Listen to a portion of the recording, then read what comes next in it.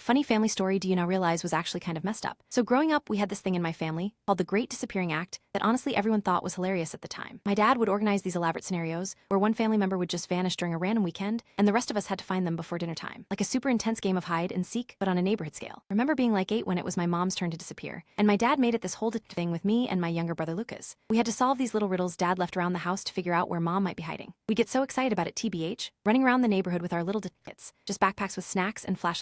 One time when I was 12, it was my turn to disappear. Dad woke me up super early on Saturday and whispered that today was my day. I was so pumped. He gave me $20 and dropped me off at the mall when it opened, telling me to stay hidden but in public places and that they'd be looking for me by noon. I spent like 4 hours wandering around the mall by myself, feeling like some kind of super spy on a mission. I remember sitting in the food court, watching the clock, feeling this weird mix of excitement and anxiety as noon approached. Like, would they find me quick? Would I win by staying hidden the longest? My brother Lucas held the record at 7 hours, and I was determined to beat him. Then 1 p.m. came, then 2 p.m., then the mall started getting kinda empty as the afternoon wore on. By 4 p.m. I was getting legit worried. My $20 was almost gone from buying snacks and playing at the arcade. I was getting scared but kept telling myself, this is just part of the game, they're testing you. By 5 p.m. I was sitting on a bench near the mall entrance crying when my mom finally showed up, looking frantic. Turns out there had been a huge fight between my parents that morning after dad dropped me off. Mom had no idea he'd taken me to the mall for the game. She thought I was at my friend Sabrina's house. When she called Sabrina's mom around 3 p.m. for pickup arrangements and found out I wasn't there, she freaked. My dad had forgotten about me at the mall for hours. Crazy thing, this got spun into our family lore as this hilarious story about how I won the disappearing game by summing everyone so good that even dad forgot where he put me. Everyone would laugh about it at family gatherings like, remember when Melanie was so good at hiding that dad forgot where he hid her? LOL. My brother Randall would always chime in with, at least dad remembered to pick you up eventually, and everyone would howl with laughter. And I never got what he meant until years later when he told me about his turn in the game. Apparently when he was 10, dad drove him to our grandma's house 2 towns over without telling her, then got distracted by work stuff and left him there for 2 days. Grandma just rolled with it thinking it was a planned visit. There was this other time, dad took us both to disappear together at this huge park across town. It was winter and freezing, but he said it added to the challenge for mom to find us. He dropped us at this playground and told us to stick together but keep moving so we'd be harder to track. Ended up huddled in this public bathroom for like 3 hours because it was the only heat place. When mom finally found us, Lucas had literal blue lips, but everyone just laughed about how we were survival experts now. Dad even bought us hot chocolate after and said we'd earned our wilderness badges. Oh, and there was this absolutely wild time when my dad decided to level up the game by making Randall disappear during our family vacation to visit relatives. Staying at my aunt's house, and dad secretly drove Randall to our cousin Robbie's place 20 minutes away without telling anyone. My aunt and mom spent half the day in absolute panic thinking he'd been kidnapped before dad finally admitted it was just the disappearing game. Everyone was furious at first, but somehow by dinner, it had become this hilarious story about how dad really got them good this time. I remember my aunt laughing so hard she was crying, while saying I almost called the police, you jerk. When I brought this up at Thanksgiving, saying maybe it wasn't the cute family tradition, everyone thought it was my parents got so defensive. My dad was like, kids today are too sheltered, nothing bad ever happened to you. My mom was all, it taught you independence and problem-solving skills. The worst realization came when I found out why my dad started this tradition. Apparently, his father would sometimes just vanish for days without warning, and the family would have to function without him until he decided to come back. My dad somehow twisted this trauma into a fun game where he controlled the abandonment instead of being the one abandoned.